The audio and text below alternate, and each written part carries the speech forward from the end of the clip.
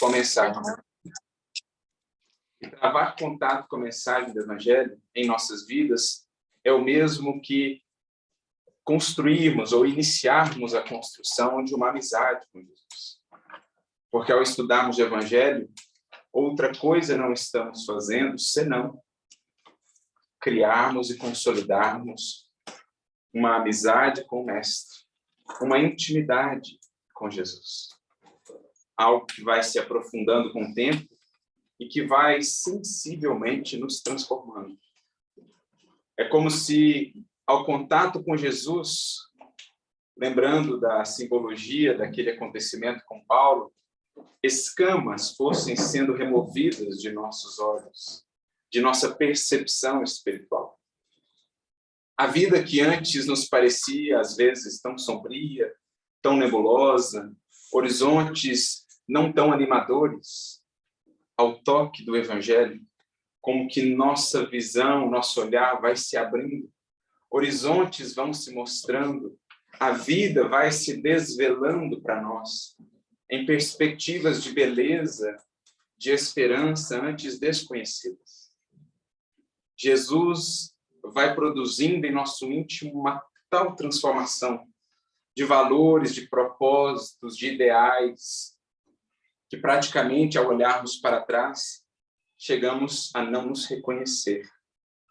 E é assim que tem que ser, afinal de contas, aqui estamos para fazer de nós mesmos um novo ser, a cada dia, a cada mês, a cada ano, à luz do Evangelho de Jesus.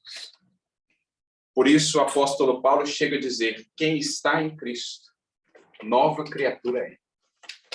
Nova criatura deverá ser, a cada dia, a cada ano, a cada tempo, a cada período, refletindo cada vez mais a luz do Divino Mestre.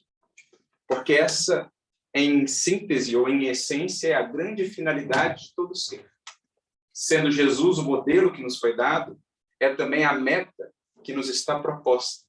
E por isso Paulo diz, no Evangelho, a nossa grande tarefa é revestirmos-nos de Cristo. Paulo usa essa expressão, revestivos de Jesus.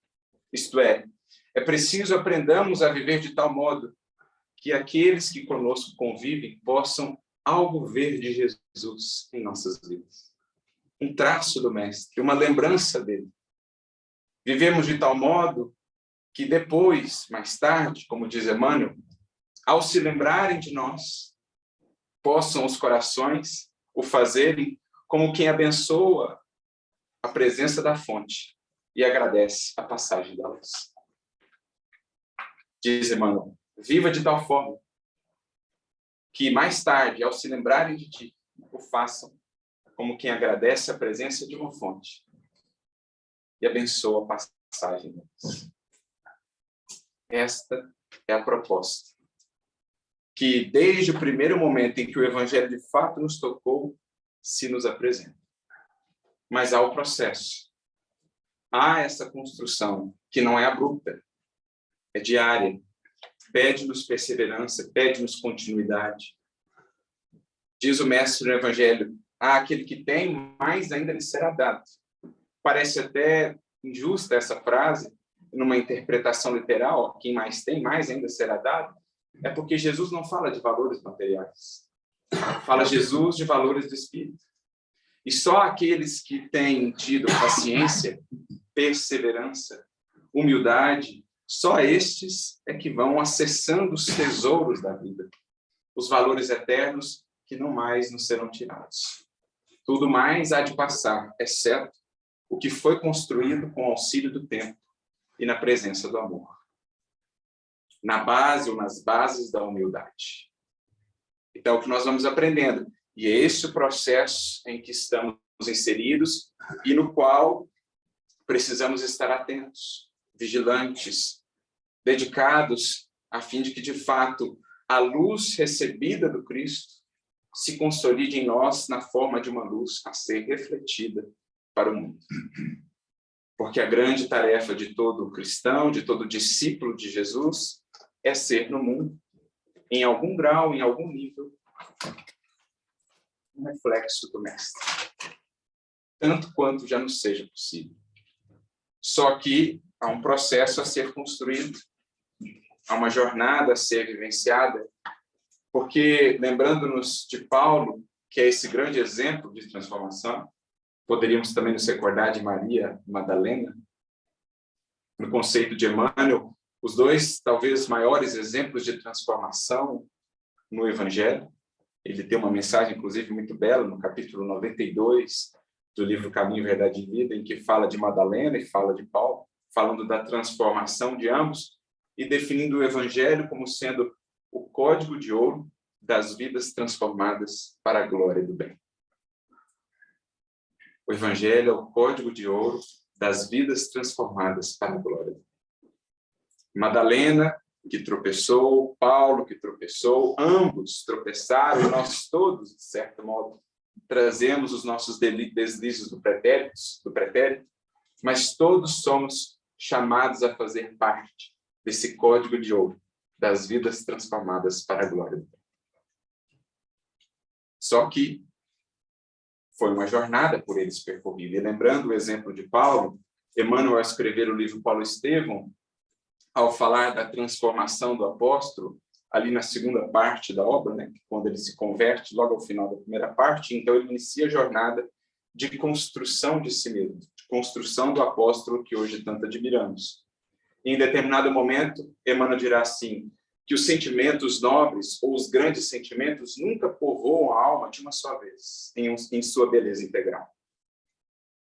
Ele diz, somos comparáveis a um vaso ainda cheio de vinagre, que precisa ser esvaziado pouco a pouco.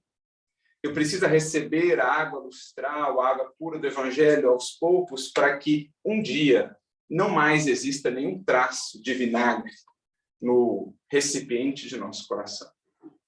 Mas essa povoação, esse preencher do nosso mundo íntimo, do recipiente que é o nosso coração, dos grandes sentimentos, não se dá de uma vez. É preciso passar por esse processo gradual de esvaziamento interno, de abandono de antigos valores, antigas posturas, antigos hábitos que temos cultivado milenarmente, para que abramos espaço internamente para algo de fato novo.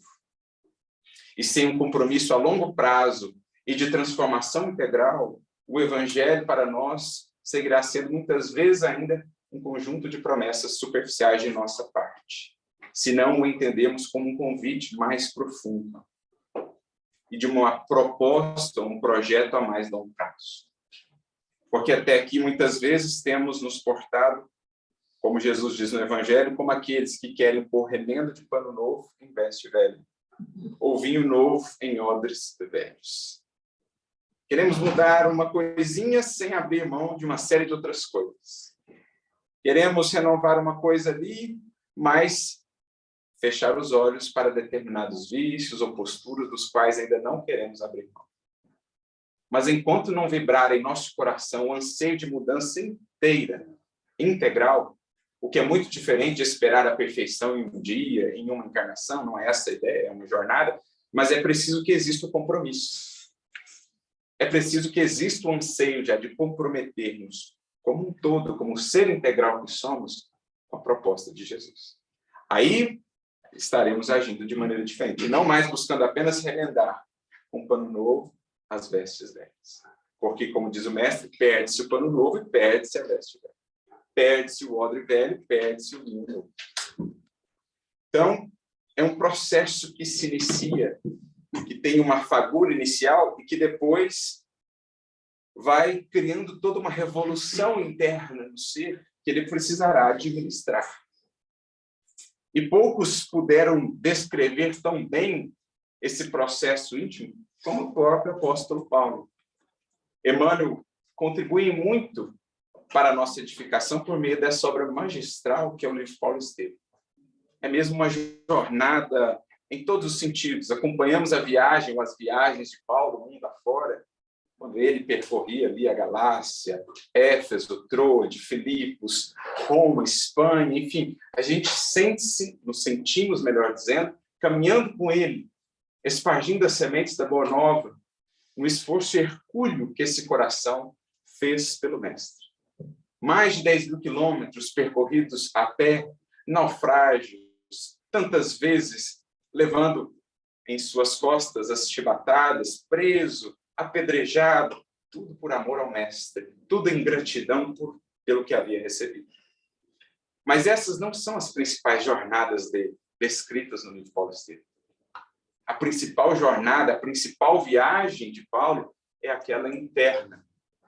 Como um dia ele ouviu do seu antigo mestre, Gamaliel, aquele que havia sido seu professor e que também se converteu ao Evangelho, quando Saulo, ainda se chamava Saulo à época, se converte, ele busca Gamaliel. Gamaliel diz assim para ele: adaptarmos ao Evangelho é descobrir um novo país, cuja grandeza se perde no infinito da alma. Um país a desbravar, um país a descobrir. Porque poderemos viajar pelo mundo inteiro buscando os mais belos paraísos da terra. Não haveremos de encontrar a verdadeira e mais profunda felicidade, encantamento, enquanto não houvermos viajado por esse país.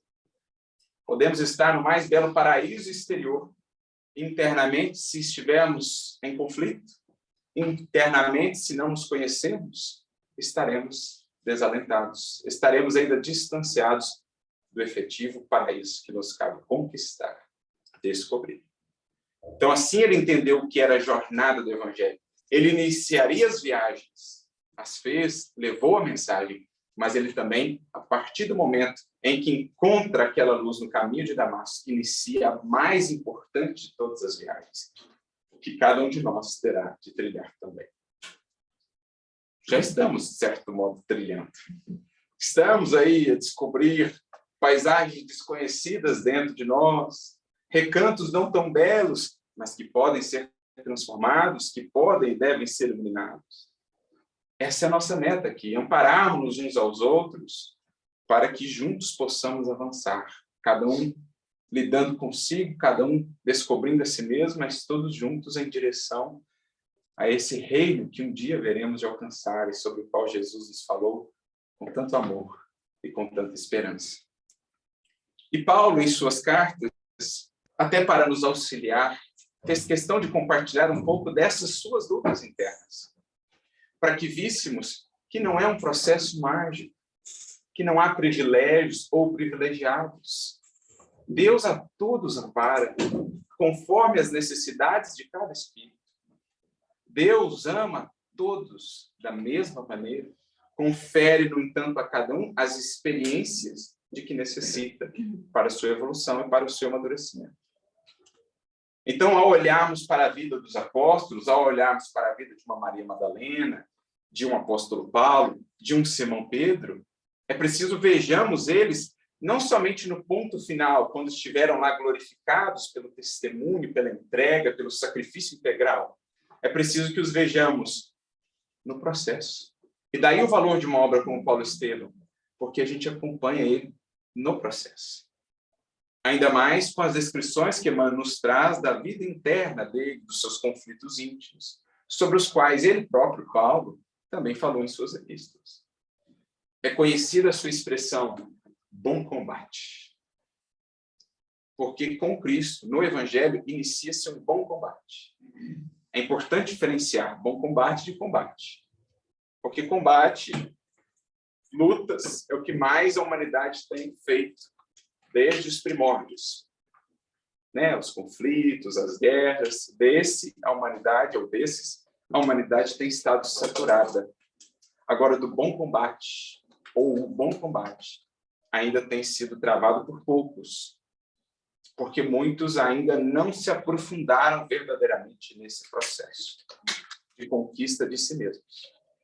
Temos, ao longo dos séculos e de várias reencarnações, digladiado, ferido, perseguido, humilhado em busca das conquistas exteriores, no combate sanguinolento. Agora, o bom combate estamos descobrindo agora, quando o Evangelho nos alcançou e iniciou esse conflito interno que passa a existir uma vez que a luz nos visita. Porque, como mencionávamos ontem na reflexão, lembrando uma frase de Melanie Klein, ela dizia, em referência àquela metáfora, né, de Adão, o paraíso, o fruto, ela diz Quem quer que coma do fruto do conhecimento é sempre expulso de algum paraíso. E é o que o Evangelho, sendo ele a maior luz que a humanidade já recebeu, faz em nosso íntimo, expulsa-nos de um paraíso de acomodação, de ilusão, porque nos revela tais quais somos.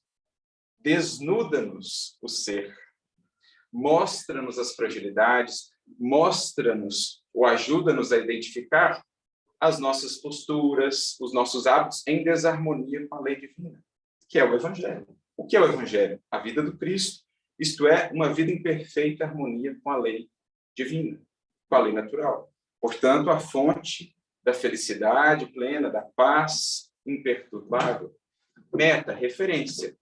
Mas uma vez que travamos contato com essa luz do Evangelho, desponta em nós uma guerra interna entre o que éramos e o que agora já sabemos precisamos ser. Por isso, encontramos algumas falas de Jesus que parecem destoar do seu estilo pacífico, da sua mensagem de paz. Falas que Kardec, por exemplo, vai comentar no capítulo 23 do Evangelho segundo o Espiritismo, cujo título já é em si muito interessante, A Estranha Moral. Porque ele vai pegar aquelas falas de Jesus que parecem estranhas, parecem destoar do restante do Evangelho. Eu não vim trazer a paz, mas a guerra. Jesus fala isso. Mas em que sentido? Eis a questão. Eu não vim trazer a paz, mas a divisão. Em que sentido? É preciso alcançarmos. É o que Paulo tentará descrever com essa sua expressão bom combate, ou em outra frase sua muito conhecida. O bem que eu quero, esse eu não faço. O mal que eu não quero, esse eu ainda faço. O que Paulo está descrevendo aí, senão esse conflito que muitos de nós vivemos. Porque o Evangelho já nos clareou a consciência. Já sabemos o que fazer, como fazer. E, no entanto, vezes sem conta ainda nos vemos fazendo o que já não queríamos fazer. Ou o que já sabemos não deveríamos fazer. É essa guerra que Jesus vem criar dentro de nós. Mas é um bom combate. Porque enquanto não se inicia essa guerra dentro de nós, nós estamos guerreando com os outros. Estamos projetando responsabilidades nos outros, ou para os outros, nas circunstâncias. Enquanto não combatemos aqui dentro, combatemos lá fora. Somos rudes, agressivos, ingratos, reclamamos, lamentamos, atacamos. É o combate externo, ainda na superficialidade da vida. Mas uma vez que começa a luta aqui dentro, a gente não tem mais energia para ficar combatendo os outros, para ficar agredindo os outros, para ficar cobrando dos outros. Tem enquanto não começou aqui. Mas quando começa aqui, como que toda a nossa força é demandada aqui dentro. Porque iniciou-se a grande mudança. Por isso, por exemplo, Jesus diz assim também: eu vim colocar filho contra pai e filha contra mãe. Muita gente tem dificuldade em entender o que Jesus quer dizer com isso. É claro que, em um certo sentido, Jesus nos fala de um certo conflito geracional. Porque é natural na história da evolução da humanidade que as gerações futuras tenham perspectivas mais amplas, tragam ideias novas que, de certo modo, desafiam ideias antigas, hábitos cristalizados. Então, a gente percebe no mundo um certo conflito geracional. Ideias que os jovens vão trazendo, que muitas vezes encontram resistência naqueles que são de outros tempos. É natural, assim vai se dando. Os espíritos vão reencarnando, vêm do mundo espiritual com ideias novas, mais propícias ao tempo. Isso vai acontecendo naturalmente. Mas a grande mensagem, a grande reflexão dessa fala de Jesus pode ser aplicada sobretudo no plano interno. Porque, em verdade, somos os filhos de nós mesmos. Nós estamos nos construindo e fazendo versões novas de nós mesmos. E na medida em que vamos vivenciando esse processo de transformação, vamos notando que antigos princípios, antigos elementos norteadores que antes nos orientavam na vida já não mais fazem sentido a partir de certos amadurecimentos. Antigas ideias, antigos valores vão sendo renovados internamente no espírito. E é esse conflito descrito por Jesus. A minha nova versão, o filho, entra em conflito com a minha antiga versão, o pai. A minha nova versão, que está sendo gerada, a filha, entra em conflito com a antiga versão, a mãe. Isso se estabelece dentro de nós, porque, em verdade, somos pais e mães da nossa nova versão. Somos nós que vamos gerando a nova criatura que precisamos ser. E nesse processo, entre o que já sabemos, o horizonte que Jesus descortina e o que ainda somos, existe um conflito natural, com o qual precisaremos lidar.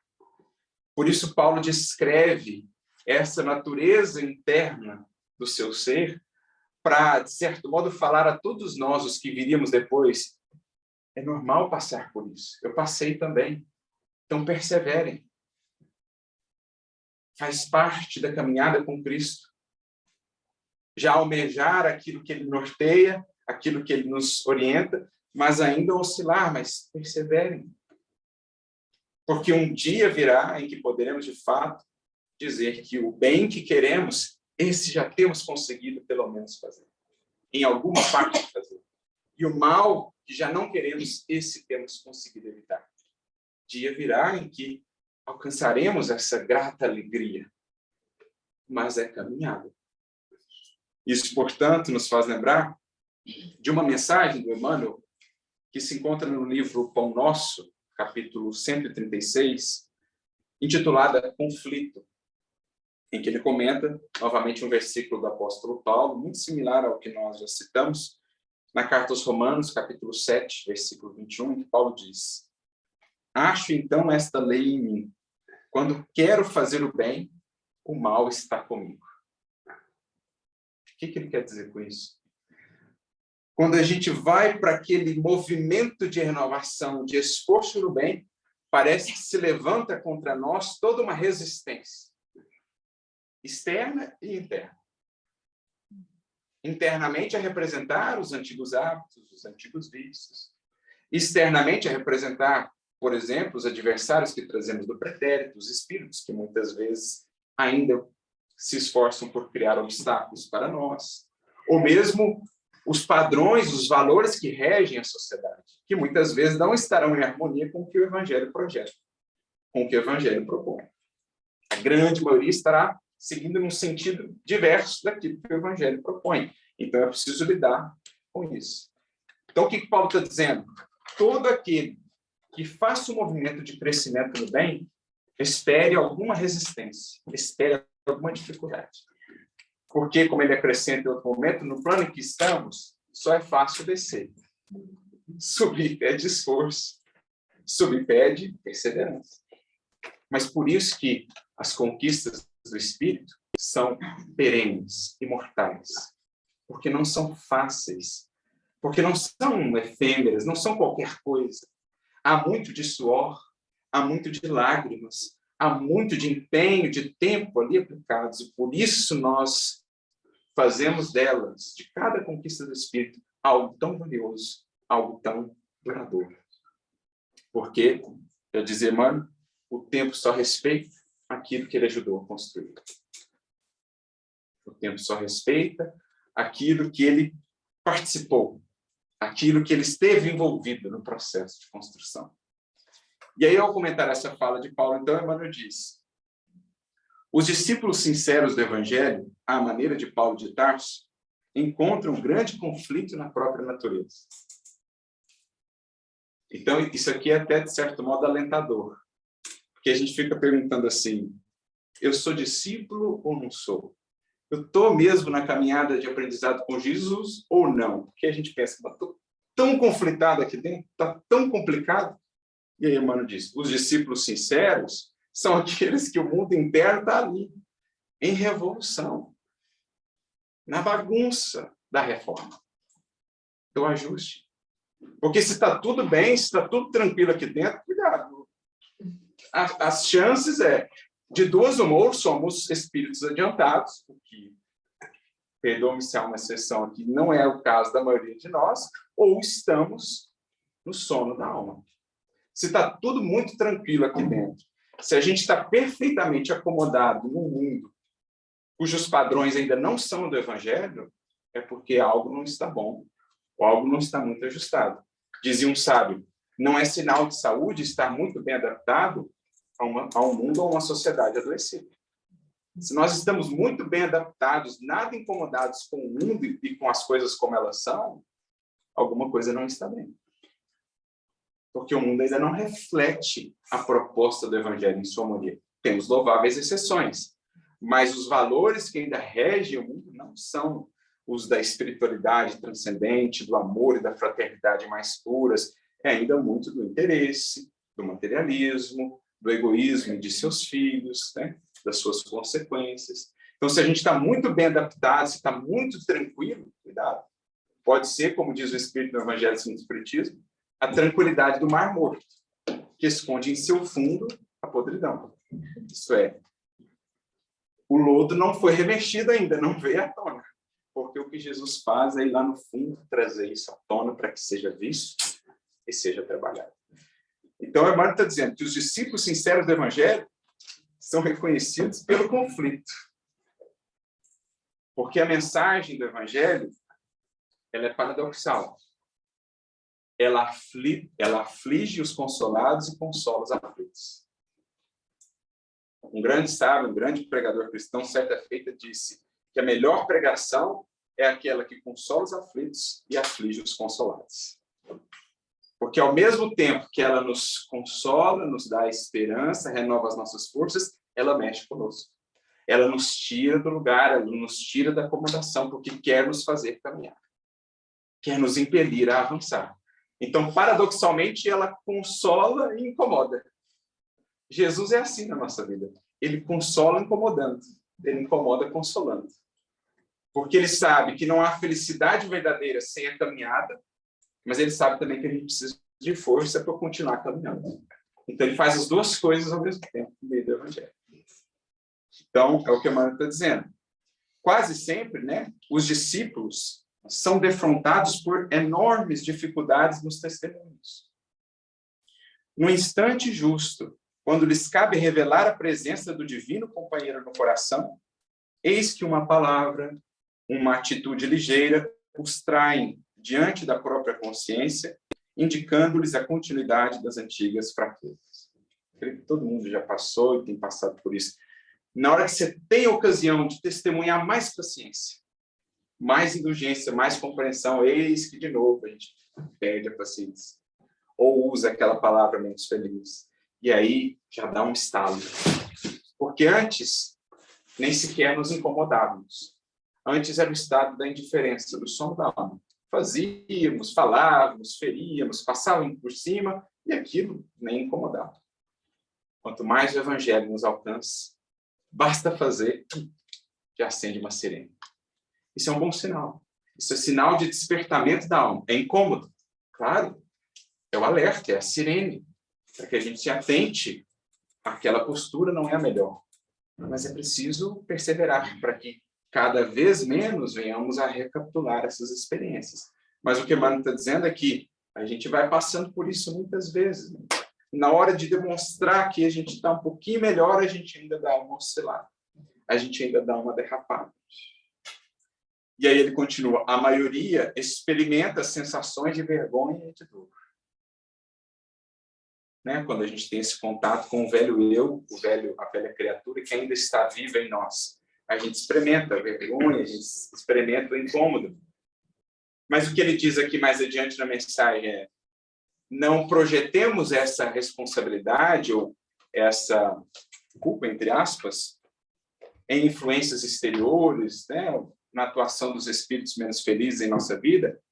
Tomemos essa responsabilidade para nós, reconheçamos o erro, mas também não permaneçamos caídos, como Paulo fez quando reconheceu-se equivocado diante do Mestre, voltou-se para o futuro que o esperava, para a misericórdia de Jesus que o buscava, e então propôs-se a ação, a responsabilidade que substitui a estagnação na culpa, no remorso. Senhor, o que queres que eu faça? Ou, Senhor, me ajuda a fazer melhor da próxima vez?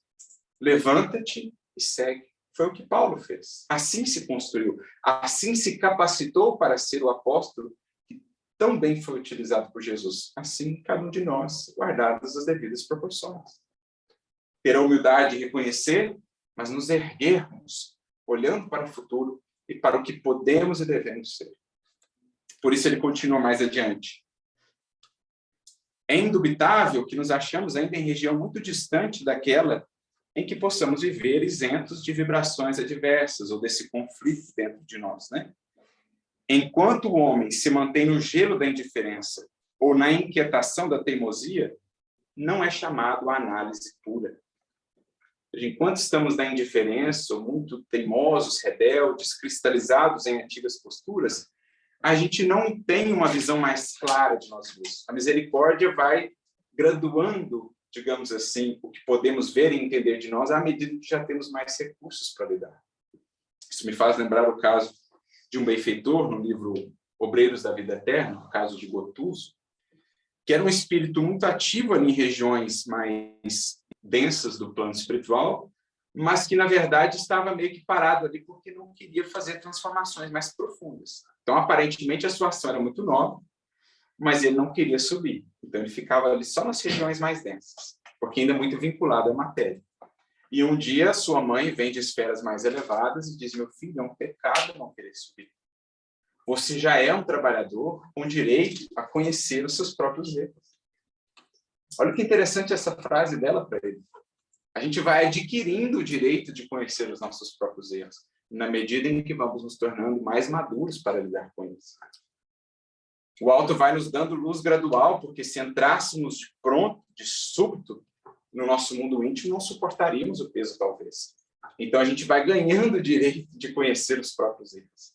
É o que o Emmanuel está dizendo, né? Enquanto a gente está ali na teimosia e na indiferença, o alto vai nos privando, vai dando tempo, vai dando experiências, e aí a dor, muitas vezes, vai sendo a reveladora, que vai nos abrindo para essa necessidade. E aí ele continua, então: tão logo desperta para a renovação, converte-se o campo íntimo em zona de batalha. Porque contra a aspiração bruxuleante do bem, né, a velhinha ainda ali bruxuleante, no dia que passa, levanta-se a pesada bagagem de sombras acumuladas em nossas almas desde os séculos transcorridos. Contra a aspiração ainda bruxuleante, a bela, diante da imensa escuridão, vai surgindo, né? Ou levanta-se essa pesada bagagem do pretérito. E aí ele diz: indispensável, portanto, grande serenidade e resistência de nossa parte, a fim de que o progresso alcançado não se perca. Para lidar com isso, serenidade e resistência, que adquirimos como? Daí a importância daquilo que tanto se fala na doutrina, em nossos estudos, a oração, o estudo. Tudo isso são recursos de asserenamento ou serenidade interior, que vai sendo estabelecida, que vai sendo construída. Diz Emmanuel: ninguém possui uma serenidade que não construiu.